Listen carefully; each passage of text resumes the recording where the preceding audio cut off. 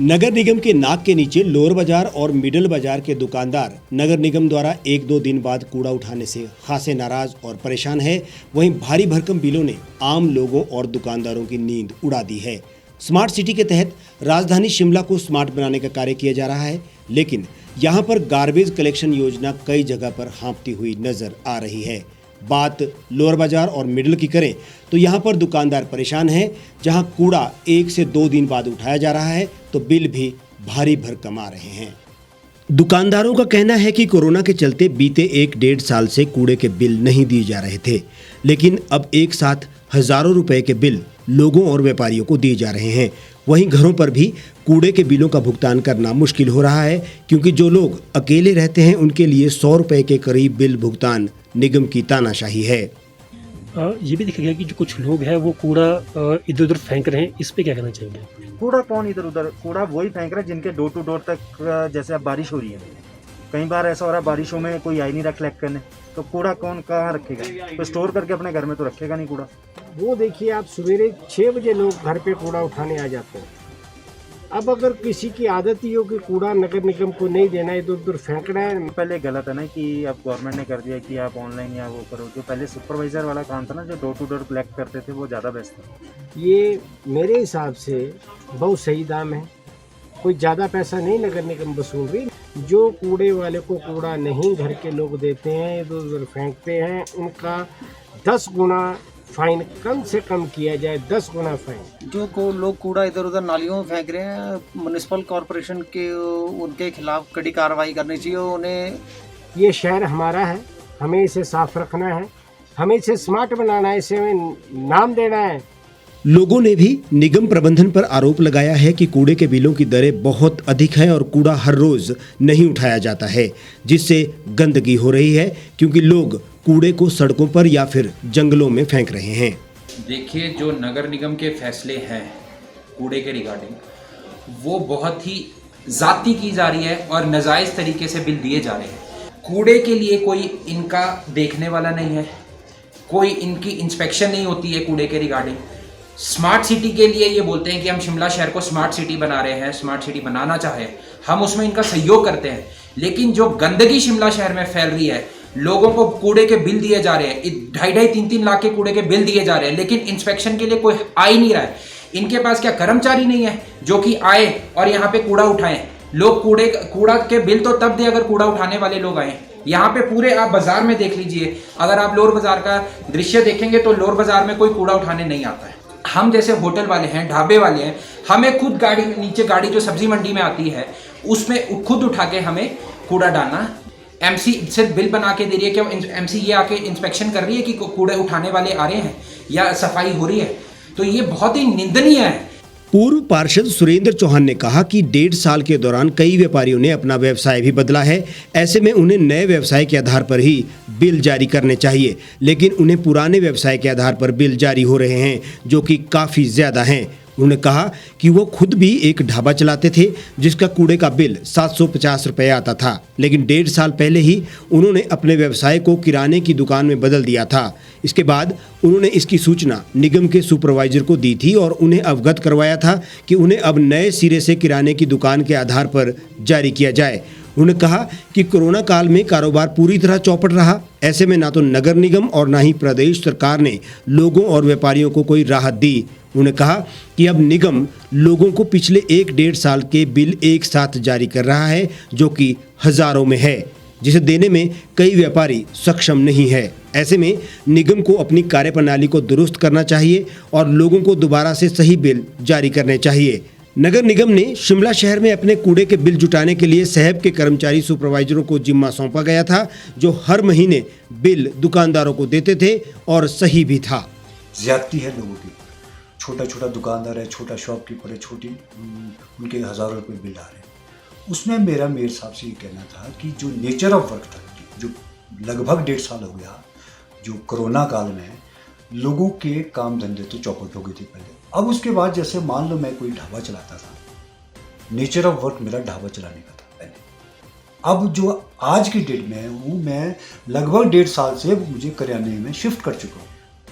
जो मेरा फ़र्ज़ था वो मेरा फ़र्ज़ ये था कि मैंने आपके जो मौके का अफसर होता है सुपरवाइज़र, उसको नॉलेज में ये ला दिया कि हमने ये चेंज ऑफ वर्क मेरा ये हो गया हुआ है, अब मुझे जो बिल है आपको करियाने के बिल के हिसाब से मुझे देना। उसमें क्या हो रहा है कि वो अभी तक कोई चेंज नहीं हुआ। 750 रुपये ढाबे का बिल आता है महीने का कूड़े का, और अगर मैंने करियाने की काम में शिफ्ट कर दिया तो वो आता है 240 रुपये। अगर वो 15 से 20 हज़ार रुपया वो बिल मेरा अब आ रहा है एट प्रेजेंट डेट में, उसमें मेरा नेचर ऑफ वर्क चेंज नहीं हुआ अभी तक वो चेंज नहीं हुआ। अब उसमें गलती किसकी है, वो इश्यूज़ को लेकर के हम मीर साहब के पास आए थे। हमारा निवेदन इनसे ये रहा कि आपको कम से कम जो बिल जो है ये एटलीस्ट जो लॉकडाउन के समय का जो है लोगों को रियायत तो दो, कहीं तो रियायत दो।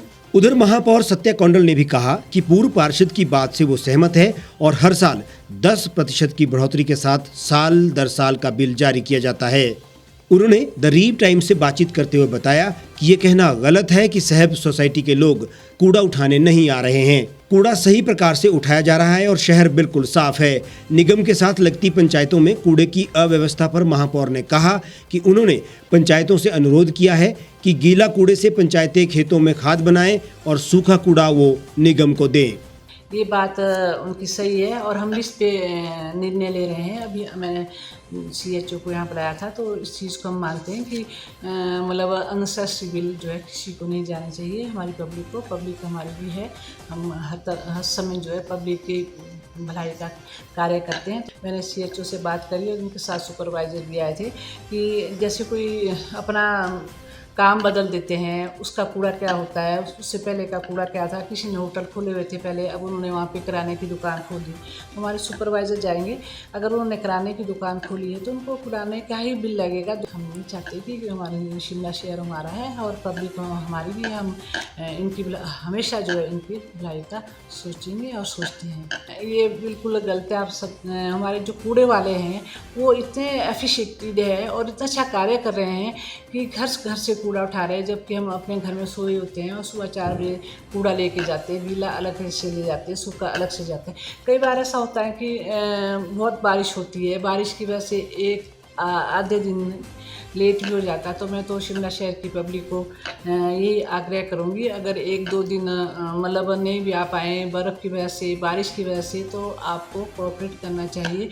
यहाँ ये कहना वाजिब है कि नगर निगम लगातार कूड़े के बिलों में बढ़ोतरी करता जा रहा है और उस प्रकार की सेवाएं देने में वो असफल है। एक अकेला व्यक्ति भी 100 रुपये के करीब बिल की अदायगी के लिए विवश है। नगर निगम शिमला के पार्षद भी सदन में इस विषय के साथ चुप्पी साध लेते हैं और जनता पर पड़ रहे बोझ पर ना तो ऐतराज जताते हैं और ना ही विरोध करते हैं। इतना ही नहीं, जब रीव टाइम्स ने इस बाबत चयनित प्रतिनिधियों से संपर्क साधा तो उन्होंने बयान अधिकारी से लेने के लिए कहा। अधिकारी ने भी टाल मटोल किया, यानी कोई भी मीडिया के सामने आकर जनता की परेशानियों पर बोलने के लिए तैयार ही नहीं है। प्रदेश में मंडी लोकसभा सीट हमेशा से प्रतिष्ठा का प्रश्न बनकर रही है। इस बार भी मुख्यमंत्री से सम्मान से जोड़कर देख रहे हैं, तो वहीं कांग्रेस भी इसके लिए कोई कोर कसर नहीं छोड़ रही है। ऐसे में नई पार्टी राष्ट्रीय लोक नीति पार्टी प्रचार प्रसार और लोगों के बीच पहुंचने में बाजी मारती नजर आ रही है। अब देखना यह है कि नई नीति यानी लोक नीति लोगों को कितनी रास आती है, कितना इसे लोग अपनाते हैं, क्योंकि चुनाव अब नजदीक है।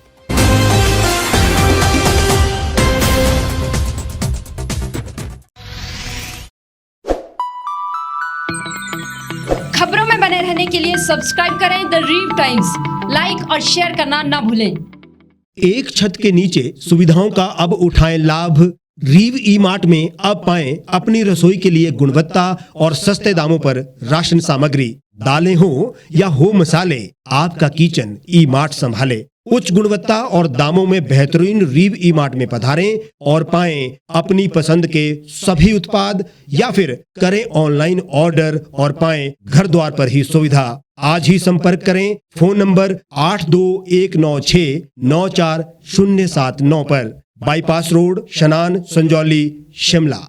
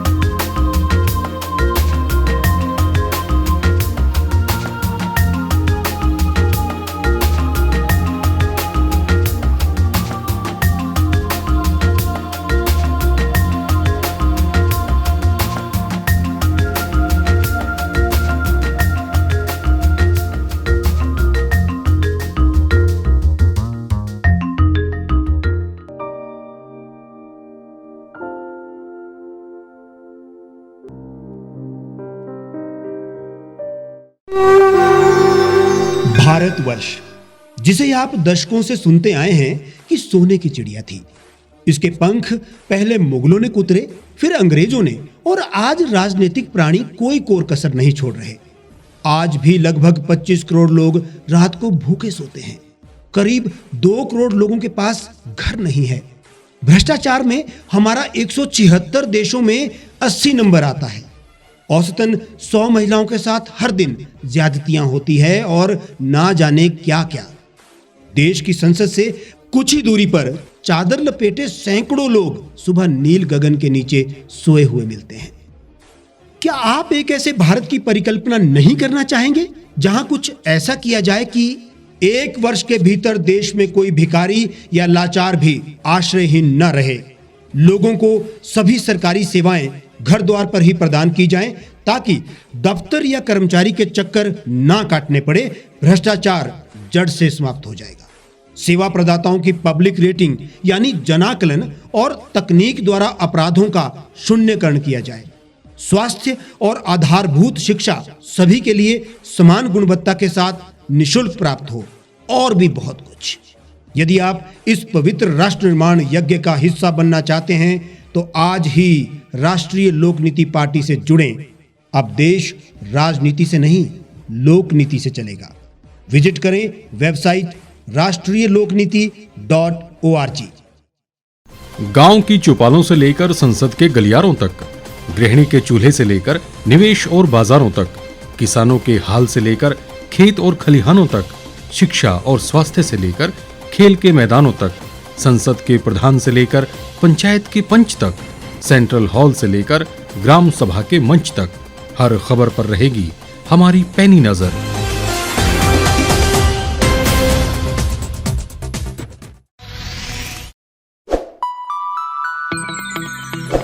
लेटेस्ट खबरों के लिए आप यूं ही देखते रहिए the Reap Times. Like, share और सब्सक्राइब करना ना भूलें।